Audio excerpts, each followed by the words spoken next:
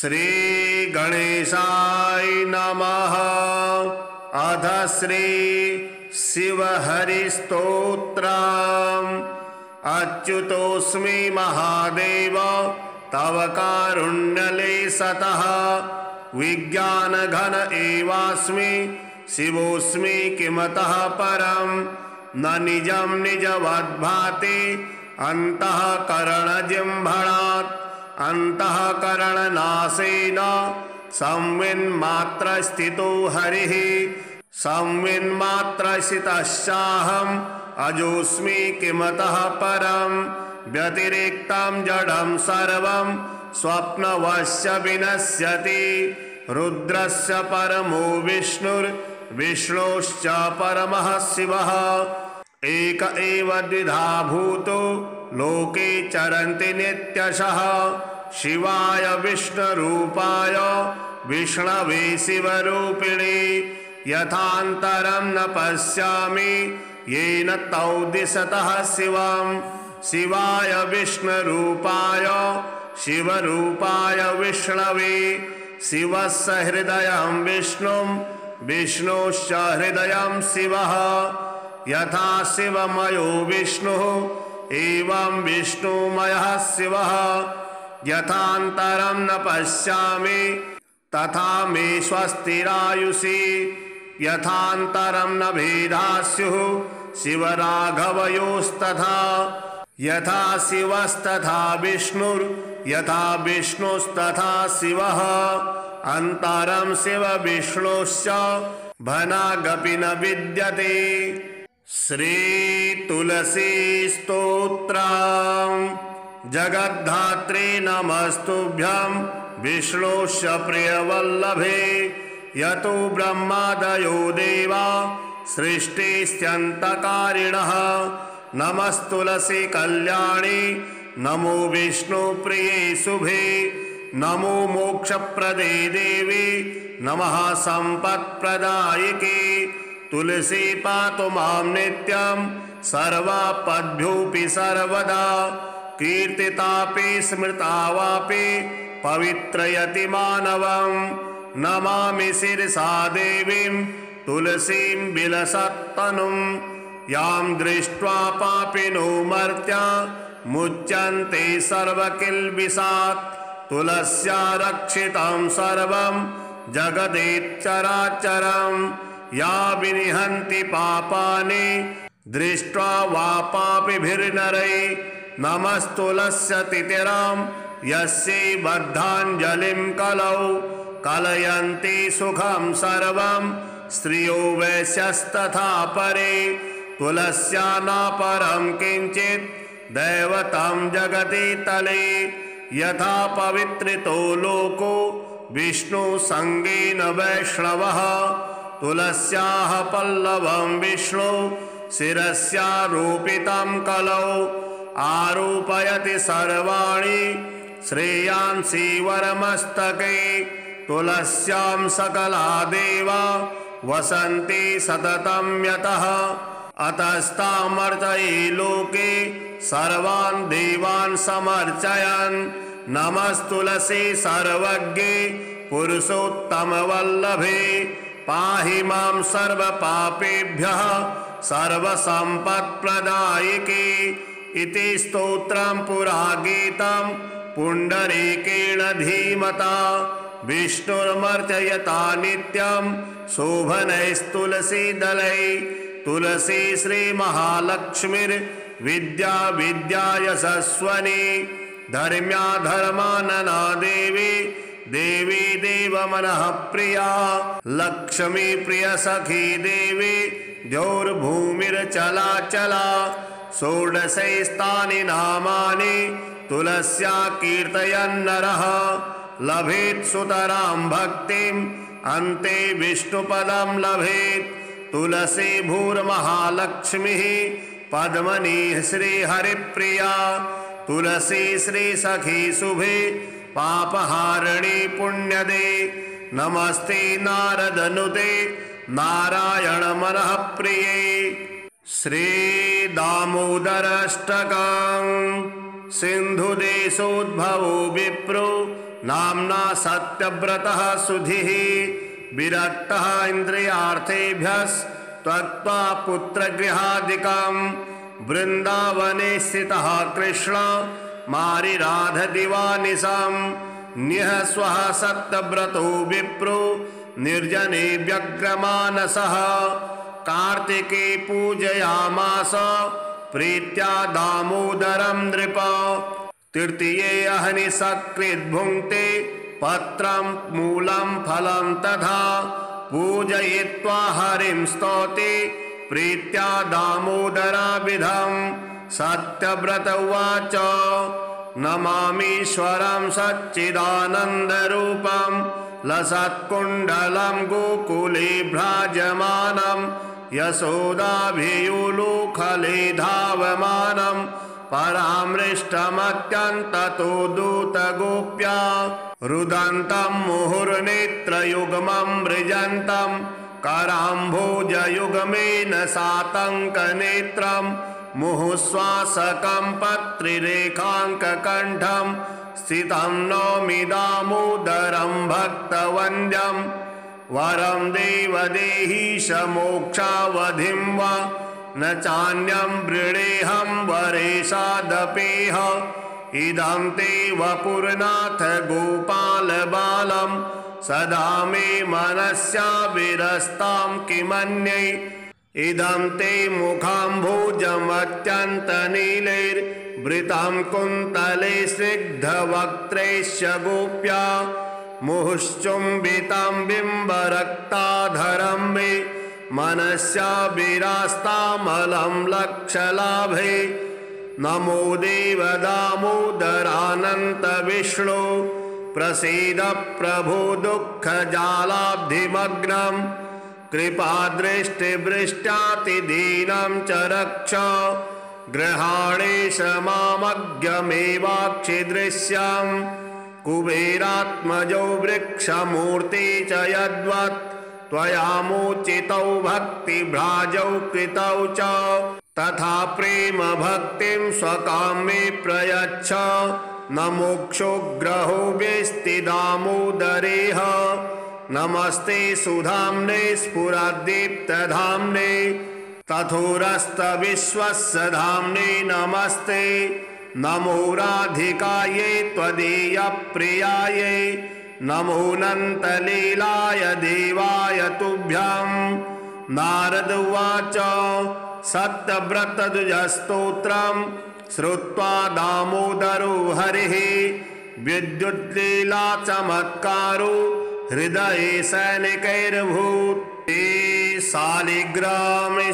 शालिग्रामस्तोत्रम् युधिष्ठिरुवाच श्रीदेवदेव देवेश देवतार्चनमुत्तमं तत्सर्वं श्रोतुमिच्छामि ब्रूहि मे पुरुषोत्तमा श्रीभगवानुवाच गण्डक्यां चोत्तरे तीरे गिरिराजस्य दक्षिणे 10 योजन विस्तीर्णा महाक्षेत्रवसुन्धरा शालग्रामो भवेद्देवो देवी द्वारावती भवेत् उभयो संगमो यत्र मुक्तिस्तत्र न संशयः शालग्रामशिला यत्र द्वारावती शिला उभयो संगमो यत्र मुक्तिस्तत्र न संशयः आजन्मकृत पापानां प्रायश्चित्तं य इच्छति शालग्रामशिलावारे पापहारे नमोस्तुते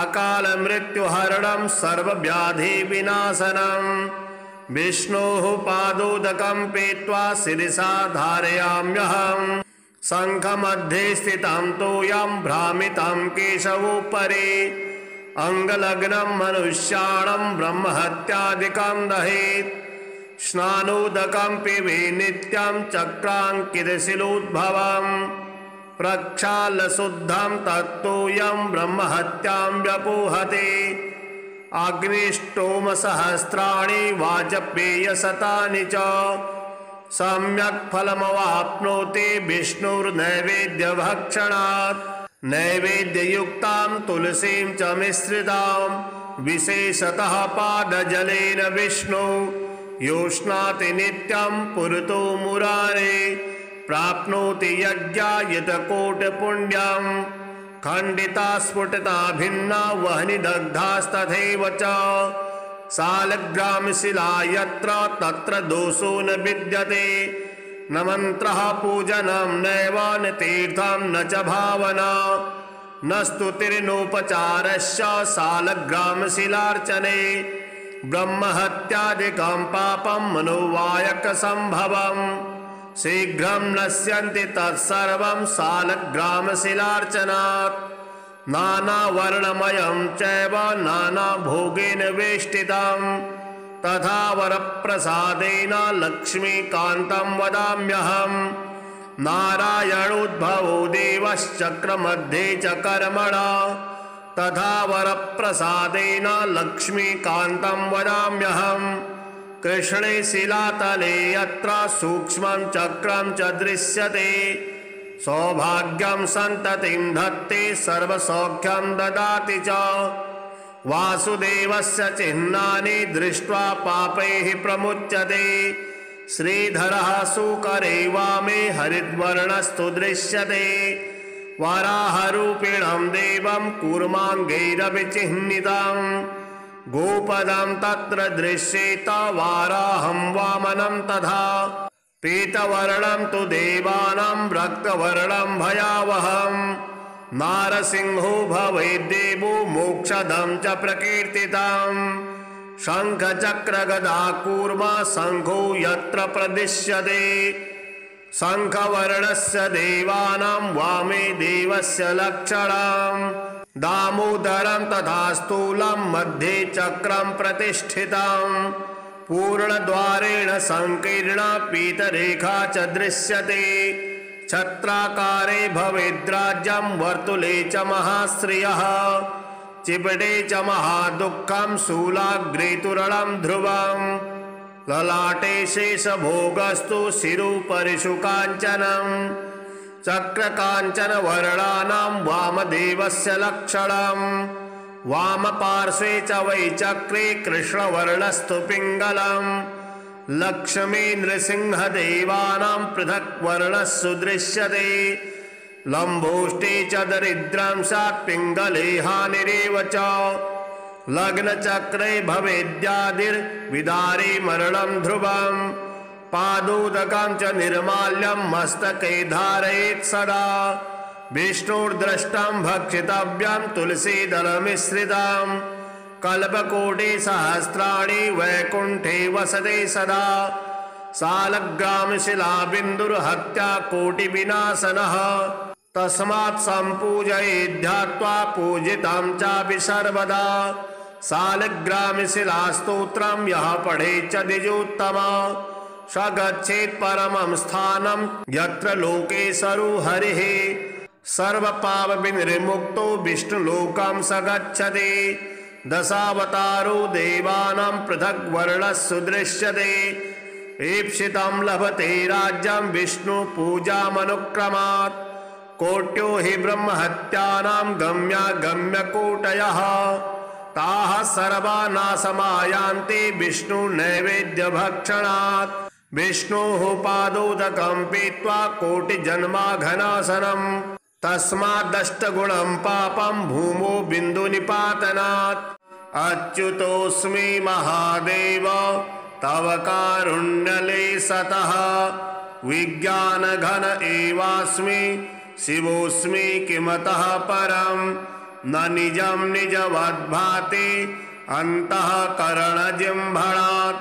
अन्तःकरणनाशेन संविन्मात्रस्थितो हरिः संविन्मात्रस्थितश्चाहम् अजोऽस्मि किमतः परं व्यतिरिक्तं जडं सर्वं स्वप्नवश्य विनश्यति रुद्रस्य परमो विष्णुर्विष्णोश्च परमः शिवः एक एव द्विधा भूतो लोके चरन्ति नित्यशः शिवाय विष्णुरूपाय विष्णवे शिवरूपिणे यथान्तरं न पश्यामि येन तौ दिशतः शिवं शिवाय विष्णुरूपाय शिवरूपाय विष्णवे शिवस्य हृदयं विष्णुं विष्णोश्च हृदयं शिवः यथा शिवमयो विष्णुः एवं विष्णुमयः शिवः यथान्तरं न पश्यामि तथा मे स्वस्तिरायुषि यथान्तरं न भेदास्युः शिवराघवयोस्तथा यथा शिवस्तथा विष्णुर्यथा विष्णुस्तथा शिवः अन्तरं शिव विष्णुश्च भनागपि न विद्यते। श्री तुलसी स्तोत्रम्।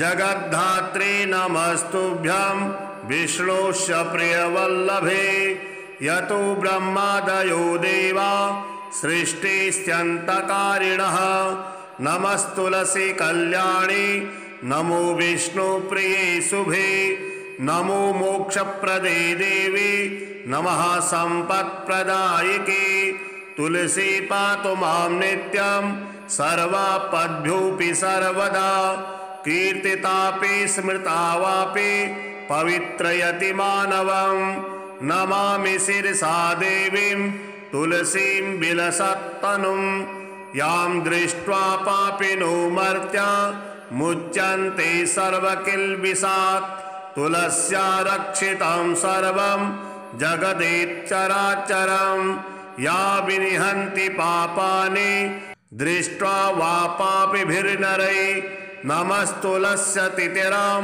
यस्यै बद्धाञ्जलिं कलौ कलयन्ति सुखं सर्वं स्त्रियो वैश्यस्तथा परे तुलस्या न परं किञ्चित् दैवतं जगति तले यथा पवित्रितो लोको विष्णुसङ्गेन वैष्णवः तुलस्याः पल्लवं विष्णु शिरस्यारोपितं कलौ आरोपयति सर्वाणि श्रेयांसि वरमस्तके तुलस्यां सकला देवा वसन्ति सततं यतः अतस्तामर्चये लोके सर्वान् देवान् समर्चयन् नमस्तुलसी सर्वज्ञे पुरुषोत्तमवल्लभे पाहि मां सर्वपापेभ्यः सर्वसम्पत्प्रदायिके इति स्तोत्रं पुरा गीतं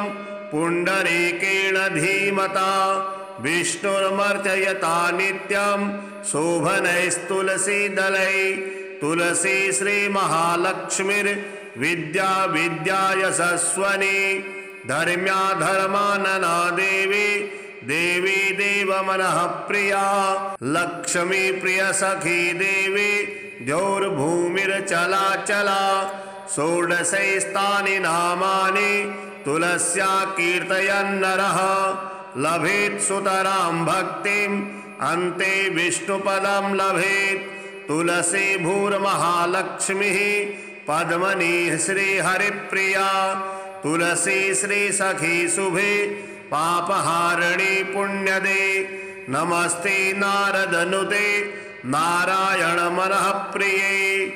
श्री दामोदराष्टकम्।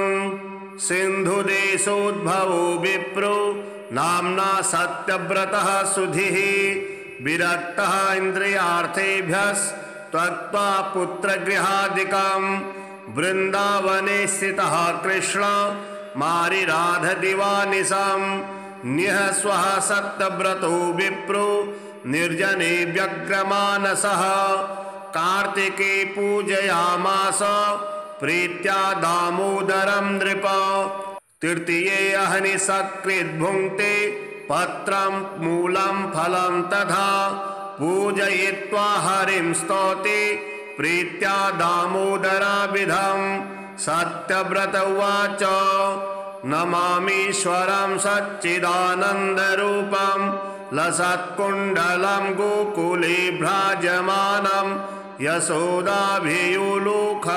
धावमानं परामृष्टमत्यन्ततो दूतगोप्या रुदन्तं मुहुर्नेत्रयुग्मं मृजन्तं कराम्भोजयुग्मेन सातङ्कनेत्रं मुहुश्वासकं पत्रिरेखाङ्ककण्ठं स्थितं नौमि दामोदरं भक्तवन्द्यं वरं देवदेहीश मोक्षावधिं वा न चान्यं वृणेऽहं वरेशादपेह इदं ते वपुरनाथ गोपाल बालं सदा मे मनस्या विरस्तां किमन्यै इदं ते मुखाम्भोजमत्यन्तनीलैर्वृतं कुन्तले स्निग्धवक्त्रैश्च गोप्या मुहुश्चुम्बितं बिम्बरक्ताधरं मे मनस्या विरास्तामलं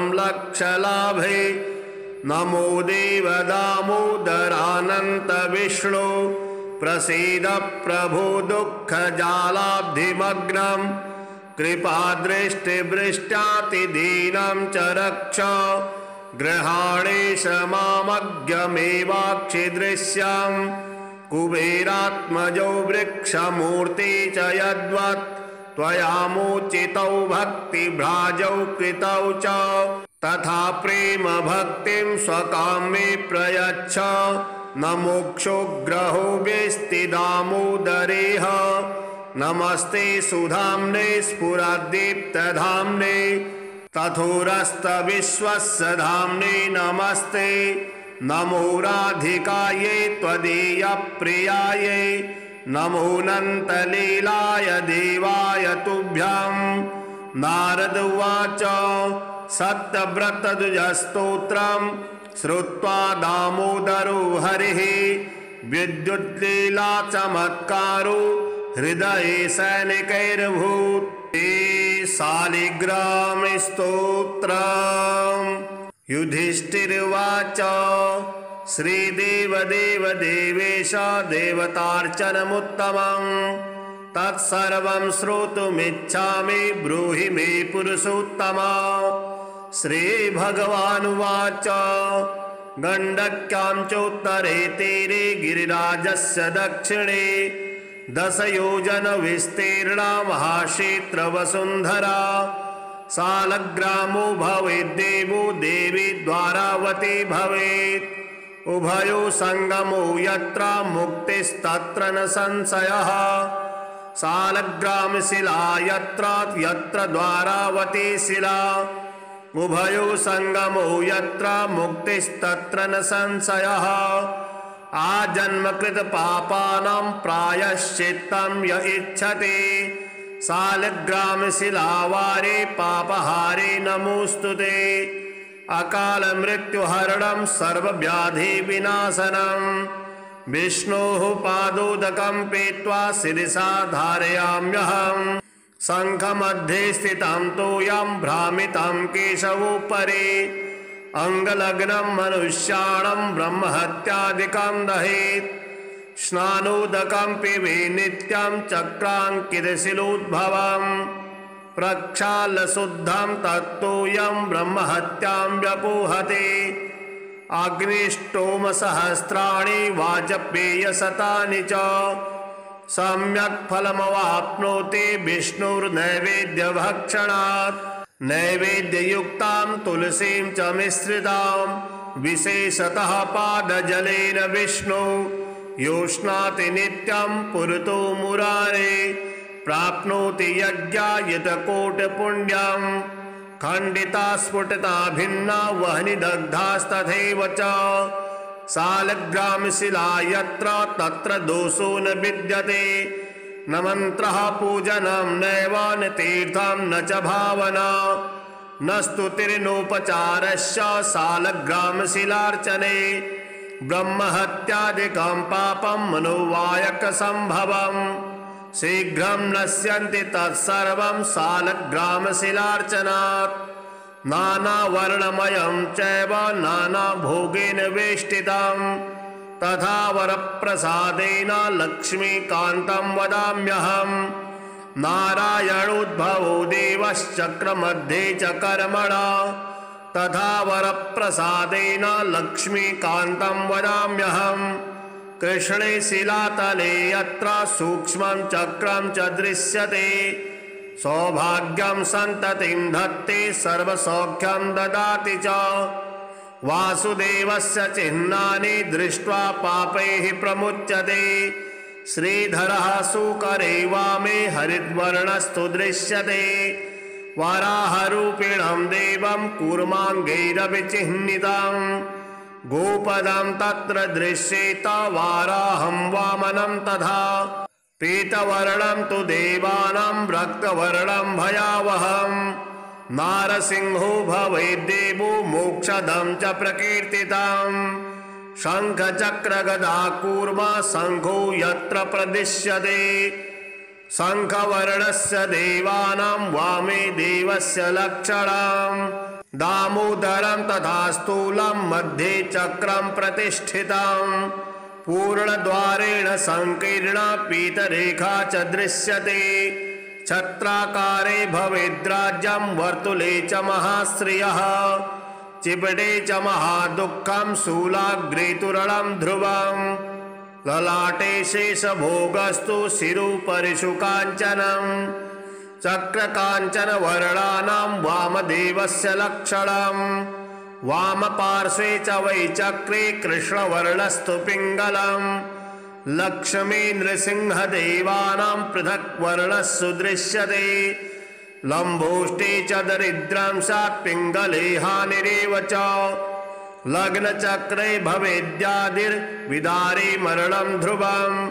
पादोदकं च निर्माल्यं मस्तके धारयेत् सदा। विष्णुर्द्रष्टं भक्षितव्यं तुलसीदलमिश्रितं। कल्पकोटि सहस्राणि वैकुण्ठे वसते सदा। सालग्रामशिलाबिन्दुर्हत्या कोटिविनाशनः। तस्मात् सम्पूजयेद्ध्यात्वा पूजितं चापि सर्वदा। सालग्रामशिलास्तोत्रं यः पठेत् च द्विजोत्तमा।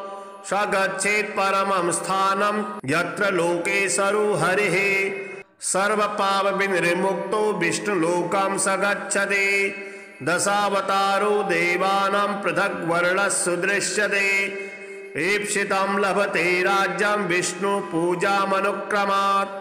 कोट्यो हि ब्रह्महत्यानां गम्यागम्यकोटयः। ताः सर्वा नाशमायान्ति विष्णुनैवेद्यभक्षणात्। विष्णोः पादोदकं पीत्वा कोटिजन्माघनाशनम्। तस्मादष्टगुणं पापं भूमो बिन्दुनिपातनात्। अच्युतोऽस्मि महादेव तव कारुण्यलेशतः। विज्ञानघन एवास्मि शिवोऽस्मि किमतः परम्। न निजं निजवद्भाति अन्तःकरणजिह्वणात्। अन्तःकरणनाशेन संविन्मात्रस्थितो हरिः। संविन्मात्रस्थितश्चाहम् अजोऽस्मि किमतः परम्। व्यतिरिक्तं जडं सर्वं स्वप्नवश्य विनश्यति। रुद्रस्य परमो विष्णुर्विष्णोश्च परमः शिवः। एक एव द्विधा भूतो लोके चरन्ति नित्यशः। शिवाय विष्णुरूपाय विष्णवे शिवरूपिणे। यथान्तरं न पश्यामि येन तौ दिशतः शिवम्। शिवाय विष्णुरूपाय शिवरूपाय विष्णवे। शिवस्य हृदयं विष्णुं विष्णोश्च हृदयं शिवः।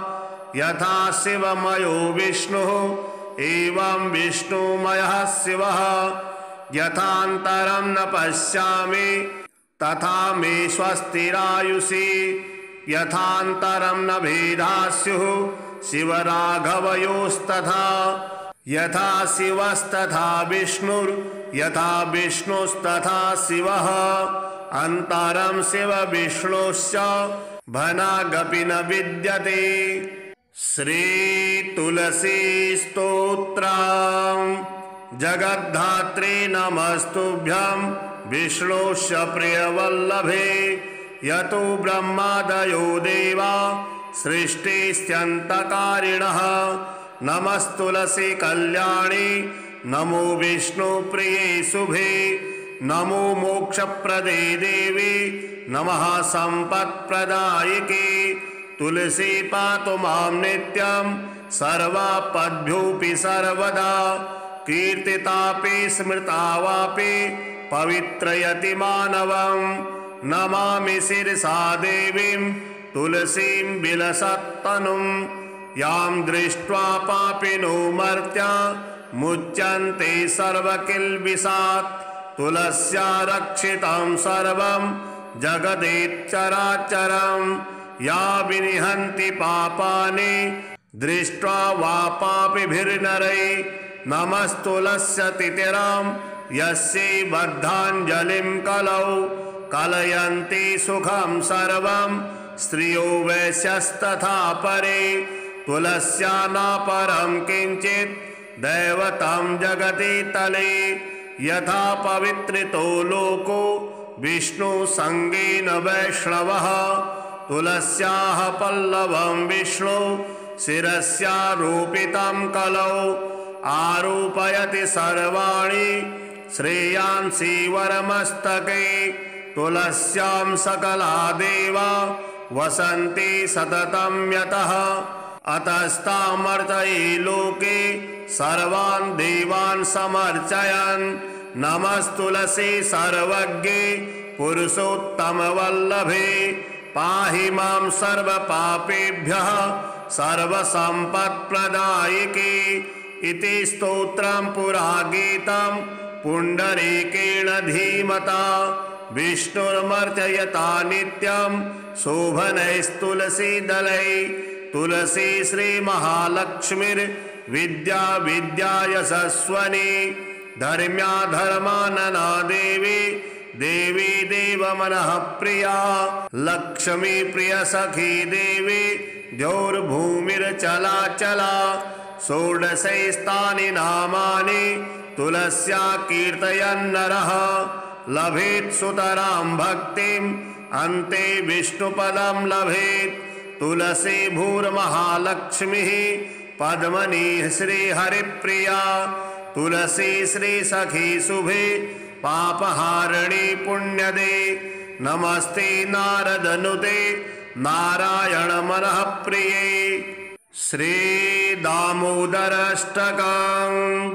सिन्धुदेशोद्भवो विप्रो नाम्ना सत्यव्रतः सुधीः विरक्तः इन्द्रियार्थेभ्यस्त्यक्त्वा पुत्रगृहादिकं वृन्दावने स्थितः कृष्ण मारिराधदिवानिशं निःस्वः सत्यव्रतो विप्रो निर्जने व्यग्रमानसः कार्तिके पूजयामास प्रीत्या दामोदरं नृप तृतीये अहनि सकृद्भुङ्क्ते पत्रं मूलं फलं तथा पूजयित्वा हरिं स्तौति प्रीत्या दामोदराभिधं सत्यव्रत उवाच नमामीश्वरं सच्चिदानन्दरूपं लसत्कुण्डलं गोकुले भ्राजमानं यशोदाभियुलुखले धावमानं परामृष्टमत्यन्ततो दूतगोप्या रुदन्तं मुहुर्नेत्रयुग्मं मृजन्तं कराम्भोजयुग्मेन सातङ्कनेत्रं मुहुश्वासकं पत्रिरेखाङ्ककण्ठं स्थितं नौमि दामोदरं भक्तवन्द्यं वरं देवदेहीश मोक्षावधिं वा न चान्यं वृणेऽहं वरेशादपेह इदं ते वपुर्नाथ गोपालबालं सदा मे मनस्या विरस्तां किमन्यै इदं ते मुखाम्भोजमत्यन्तनीलैर्वृतं कुन्तले स्निग्धवक्त्रैश्च गोप्या मुहुश्चुम्बितं बिम्बरक्ताधरं मे मनस्या विरास्तामलं लक्षलाभे नमो देव दामोदरानन्त विष्णु प्रसीद प्रभो दुःखजालाब्धिमग्नं कृपादृष्टिवृष्ट्यातिदीनं च रक्ष गृहाणेश मामज्ञमेवाक्षिदृश्यं कुबेरात्मजो वृक्षमूर्ति च यद्वत् त्वया मोचितौ भक्तिभ्राजौ कृतौ च तथा प्रेम भक्तिं स्वकाम्ये प्रयच्छ न मोक्षो ग्रहो वेस्ति दामोदरेह नमस्ते सुधाम्ने स्फुरद्दीप्तधाम्ने तथोरस्तविश्वस्य धाम्ने नमस्ते नमो राधिकायै त्वदीयप्रियायै नमोऽनन्तलीलाय देवाय तुभ्यं। नारद उवाच सत्यव्रतद्विजस्तोत्रं श्रुत्वा दामोदरो हरिः विद्युल्लीला चमत्कारो हृदये सैनिकैरभूत्। शालिग्राम स्तोत्रम्। युधिष्ठिरुवाच श्रीदेवदेव देवेश देवतार्चनमुत्तमम् तत्सर्वं श्रोतुमिच्छामि ब्रूहि मे पुरुषोत्तमा। श्रीभगवानुवाच गण्डक्यां चोत्तरे तीरे गिरिराजस्य दक्षिणे 10 योजन विस्तीर्णा महाक्षेत्रवसुन्धरा शालग्रामो भवेद्देवो देवी द्वारावती भवेत् उभयो संगमो यत्र मुक्तिस्तत्र न संशयः। शालग्रामशिला यत्र द्वारावती शिला उभयो संगमो यत्र मुक्तिस्तत्र न संशयः। आजन्मकृत पापानां प्रायश्चित्तं य इच्छति शालग्रामशिलावारे पापहारे नमोस्तुते। अकाल मृत्युहरणं सर्वव्याधिविनाशनं विष्णोः पादोदकं पीत्वा शिरसा धारयाम्यहम्। शङ्खमध्ये स्थितं तोयं भ्रामितं केशवोपरि अंगलग्नं मनुष्याणां ब्रह्महत्यादिकं दहेत्। स्नानोदकं पिबे नित्यं चक्राङ्कितशिलोद्भवम् प्रक्षाल्यशुद्धं तत्तोयं ब्रह्महत्यां व्यपोहते। अग्निष्टोमसहस्राणि वाजपेयशतानि च सम्यक् फलमवाप्नोति विष्णुर्नैवेद्यभक्षणात्। नैवेद्ययुक्तां तुलसीं च मिश्रितां विशेषतः पादजलेन विष्णु योष्णाति नित्यं पुरतो मुरारे प्राप्नोति यज्ञायतकोटिपुण्यं। खण्डिता स्फुटिता भिन्ना वह्निदग्धास्तथैव च शालग्रामशिला यत्र तत्र दोषो न विद्यते। न मन्त्रः पूजनं नैव न तीर्थं न च भावना न स्तुतिर्नोपचारस्य शालग्रामशिलार्चने। ब्रह्महत्यादिकं पापं मनोवायकसम्भवम् शीघ्रं नश्यन्ति तत्सर्वं शालग्रामशिलार्चनात्। नानावर्णमयं चैव नानाभोगेन वेष्टितं तथा वरप्रसादेन लक्ष्मीकान्तं वदाम्यहम्। नारायणोद्भवो देवश्चक्रमध्ये च कर्मणा तथा वरप्रसादेन लक्ष्मीकान्तं वदाम्यहम्। कृष्णे शिलातले यत्र सूक्ष्मं चक्रं च दृश्यते सौभाग्यं सन्ततिं धत्ते सर्वसौख्यं ददाति च। वासुदेवस्य चिह्नानि दृष्ट्वा पापैः प्रमुच्यते। श्रीधरः सुकरे वामे हरिद्वर्णस्तु दृश्यते। वराहरूपिणं देवं कूर्माङ्गैरभिचिह्नितं गोपदं तत्र दृश्येत वाराहं वामनं तथा। पीतवर्णं तु देवानां रक्तवर्णं भयावहं नारसिंहो भवेद्देवो मोक्षदं च प्रकीर्तितं। शङ्खचक्रगदा कूर्मा शङ्खो यत्र प्रदिश्यते शङ्खवर्णस्य देवानां वामे देवस्य लक्षणम्। दामोदरं तथा स्थूलं मध्ये चक्रं प्रतिष्ठितं पूर्णद्वारेण संकीर्णा पीतरेखा च दृश्यते। छत्राकारे भवेद्राज्यं वर्तुले च महाश्रियः चिबटे च महादुःखं शूलाग्रे तुरलं ध्रुवं।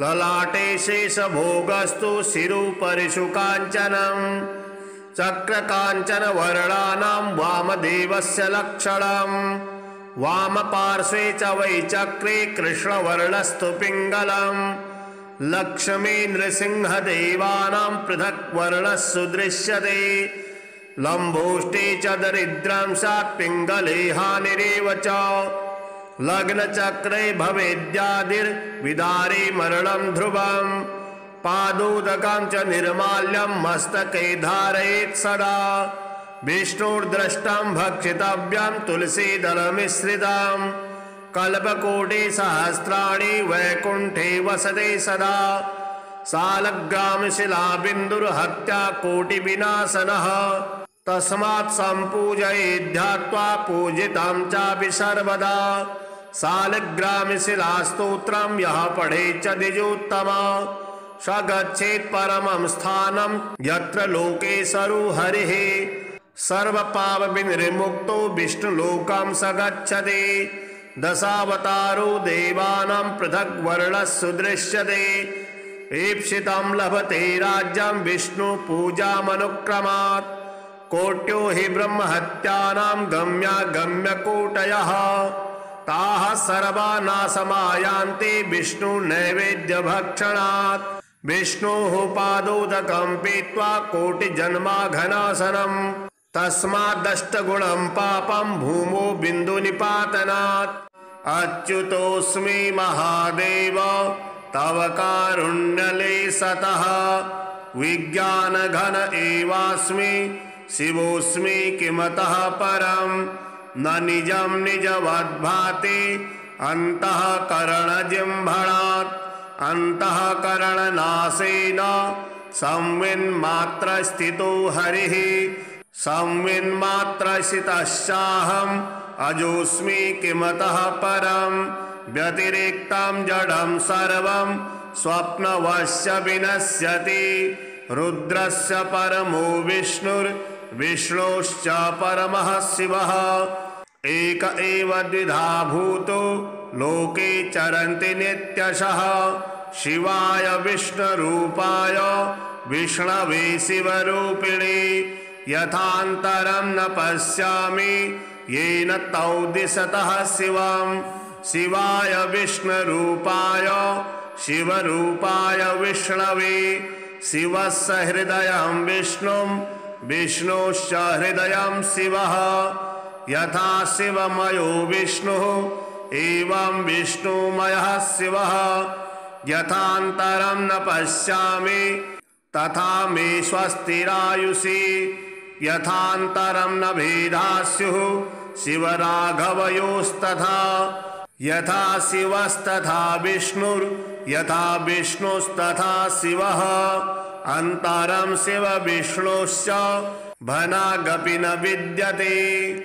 श्री तुलसी स्तोत्रम् जगद्धात्रे नमस्तुभ्यं विष्णोश्च प्रियवल्लभे यतो ब्रह्मादयो देवा सृष्टिस्त्यन्तकारिणः नमस्तुलसी कल्याणी नमो विष्णुप्रिये शुभे नमो मोक्षप्रदे देवी नमः सम्पत्प्रदायिके तुलसी पातु मां नित्यं सर्वापद्भ्योऽपि सर्वदा कीर्तितापि स्मृता वापि पवित्रयति मानवं नमामि शिरसा देवीं तुलसीं विलसत्तनुं यां दृष्ट्वा पापिनो मर्त्या मुच्यन्ते सर्वकिल्बिषात् तुलस्या रक्षितं सर्वं जगदेच्चराचरं या विनिहन्ति पापानि दृष्ट्वा वा पापिभिर्नरै नमस्तुलस्य तितिरां यस्यै बद्धाञ्जलिं कलौ कलयन्ति सुखं सर्वं स्त्रियो वैश्यस्तथा परे तुलस्या नापरं किञ्चित् दैवतं जगति तले यथा पवित्रितो लोको विष्णुसङ्गेन वैष्णवः तुलस्याः पल्लवं विष्णु शिरस्यारोपितं कलौ आरोपयति सर्वाणि श्रेयांसि वरमस्तके तुलस्यां सकला देवा वसन्ति सततं यतः अतस्तामर्चये लोके सर्वान् देवान् समर्चयन् नमस्तुलसी सर्वज्ञे पुरुषोत्तमवल्लभे पाहि मां सर्वपापेभ्यः सर्वसम्पत्प्रदायिके इति स्तोत्रं पुरा गीतं पुण्डरीकेण धीमता विष्णुर्मर्चयता नित्यं शोभनैस्तुलसीदलै तुलसी श्रीमहालक्ष्मीर्विद्या विद्यायशस्वनी धर्म्या धर्मानना देवी देवी देवमनः प्रिया लक्ष्मी प्रिय सखी देवी द्यौर्भूमिर्चलाचला षोडशैस्तानि नामानि तुलस्या कीर्तयन्नरः लभेत् सुतरां भक्तिम् अन्ते विष्णुपदं लभेत् तुलसी भूर्महालक्ष्मीः पद्मनीः श्रीहरिप्रिया तुलसी श्रीसखी शुभे पापहारिणी पुण्यदे नमस्ते नारदनुते नारायण मनः प्रिये श्रीदामोदराष्टकम् सिन्धुदेशोद्भवो विप्रो नाम्ना सत्यव्रतः सुधीः विरक्तः इन्द्रियार्थेभ्यस्त्यक्त्वा पुत्रगृहादिकम् वृन्दावने स्थितः कृष्ण मारिराधदिवानिशम् निःस्वः सत्यव्रतो विप्रो निर्जने व्यग्रमानसः कार्तिके पूजयामास प्रीत्या दामोदरं नृप तृतीये अहनि सकृद्भुङ्क्ते पत्रं मूलं फलं तथा पूजयित्वा हरिं स्तौति प्रीत्या दामोदराभिधं सत्यव्रत उवाच नमामीश्वरं सच्चिदानन्दरूपं लसत्कुण्डलं गोकुले भ्राजमानं यशोदाभियुलुखले धावमानं परामृष्टमत्यन्ततो दूतगोप्या रुदन्तं मुहुर्नेत्रयुग्मं मृजन्तं कराम्भोजयुग्मेन सातङ्कनेत्रं मुहुश्वासकं पत्रिरेखाङ्ककण्ठं स्थितं नौमि दामोदरं भक्तवन्द्यं वरं देवदेहीश मोक्षावधिं वा न चान्यं वृणेऽहं वरेशादपेह इदं ते वपुर्नाथ गोपाल बालं सदा मे मनस्या विरस्तां किमन्ये इदं ते मुखाम्भोजमत्यन्तनीलैर्वृतं कुन्तले स्निग्धवक्त्रैश्च गोप्या मुहुश्चुम्बितं बिम्बरक्ताधरं मे मनस्या विरास्तामलं लक्षलाभे नमो देव दामोदरानन्त विष्णु प्रसीद प्रभो दुःखजालाब्धिमग्नं कृपादृष्टिवृष्ट्यातिदीनं च रक्ष गृहाणेश मामज्ञमेवाक्षिदृश्यं कुबेरात्मजो वृक्षमूर्ति च यद्वत् त्वयामोचितौ भक्तिभ्राजौ कृतौ च तथा प्रेम भक्तिं स्वकां मे प्रयच्छ न मोक्षोग्रहो वेस्ति दामोदरेह नमस्ते सुधाम्ने स्फुरद्दीप्तधाम्ने तथोरस्तविश्वस्य धाम्ने नमस्ते नमो राधिकायै त्वदीयप्रियायै नमो नन्तलीलाय देवाय तुभ्यं नारद उवाच सत्यव्रतद्विजस्तोत्रं श्रुत्वा दामोदरो हरिः विद्युल्लीला चमत्कारो हृदये सैनिकैरभूत् शालिग्रामस्तोत्रम् युधिष्ठिरुवाच श्रीदेवदेव देवेश देवतार्चनमुत्तमम् तत्सर्वं श्रोतुमिच्छामि ब्रूहि मे पुरुषोत्तमा श्रीभगवानुवाच गण्डक्यां चोत्तरे तीरे गिरिराजस्य दक्षिणे 10 योजन विस्तीर्णा महाक्षेत्रवसुन्धरा सालग्रामो भवेद्देवो देवी द्वारावती भवेत् उभयो संगमो यत्र मुक्तिस्तत्र न संशयः सालग्रामशिला यत्र द्वारावती शिला उभयो संगमो यत्र मुक्तिस्तत्र न संशयः आजन्मकृत पापानां प्रायश्चित्तं य इच्छति सालग्रामशिलावारे पापहारे नमोस्तुते अकाल मृत्युहरणं सर्वव्याधि विनाशनं विष्णोः पादोदकं पीत्वा शिरसा धारयाम्यहम् शङ्खमध्ये स्थितं तोयं भ्रामितं केशवोपरि अंगलग्नं मनुष्याणं ब्रह्महत्यादिकं दहेत् स्नानोदकं पिबे नित्यं चक्राङ्कितशिलोद्भवम् प्रक्षालशुद्धं तत्तोयं ब्रह्महत्यां व्यपोहते अग्निष्टोमसहस्राणि वाजपेयशतानि च सम्यक् फलमवाप्नोति विष्णुर्नैवेद्यभक्षणात् नैवेद्ययुक्तां तुलसीं च मिश्रितां विशेषतः पादजलेन विष्णु योष्णाति नित्यं पुरतो मुरारे प्राप्नोति यज्ञायतकोटिपुण्यं खण्डिता स्फुटिता भिन्ना वह्निदग्धास्तथैव च सालग्रामशिला यत्र तत्र दोषो न विद्यते न मन्त्रः पूजनं नैव न तीर्थं न च भावना न स्तुतिर्नोपचारश्च सालग्रामशिलार्चने ब्रह्महत्यादिकं पापं मनोवायकसम्भवम् शीघ्रं नश्यन्ति तत्सर्वं सालग्रामशिलार्चनात् नानावर्णमयं चैव नानाभोगेन वेष्टितं तथा वरप्रसादेन लक्ष्मीकान्तं वदाम्यहम् नारायणोद्भवो देवश्चक्रमध्ये च कर्मणा तथा वरप्रसादेन लक्ष्मीकान्तं वदाम्यहम् कृष्णे शिलातले यत्र सूक्ष्मं चक्रं च दृश्यते सौभाग्यं सन्ततिं धत्ते सर्वसौख्यं ददाति च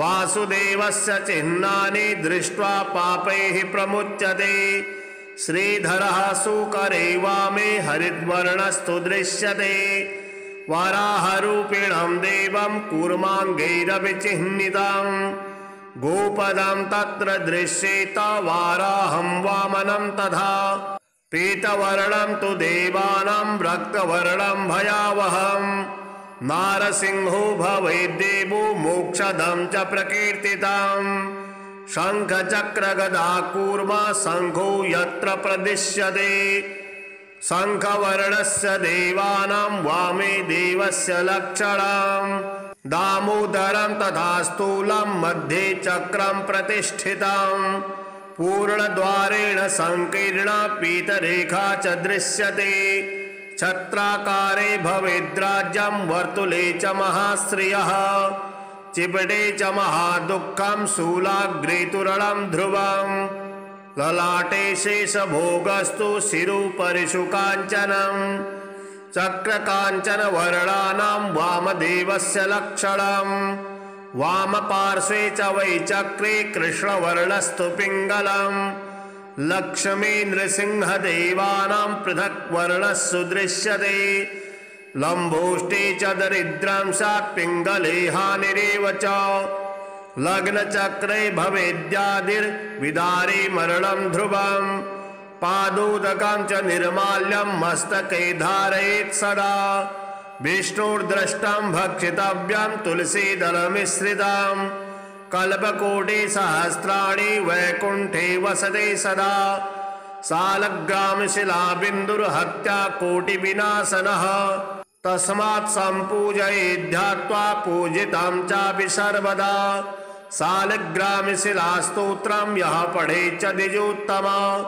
स गच्छेत् परमं स्थानं यत्र लोकेशरो हरिः सर्वपापविनिर्मुक्तो विष्णुलोकं स गच्छति दशावतारो देवानां पृथग् वर्णस्सु दृश्यते ईप्सितं लभते राज्यं विष्णुपूजामनुक्रमात् कोट्यो हि ब्रह्महत्यानां गम्यागम्यकोटयः ताः सर्वा नाशमायान्ति विष्णुनैवेद्यभक्षणात् विष्णोः पादोदकं पीत्वा कोटिजन्माघनाशनम् तस्मादष्टगुणं पापं भूमो बिन्दुनिपातनात्।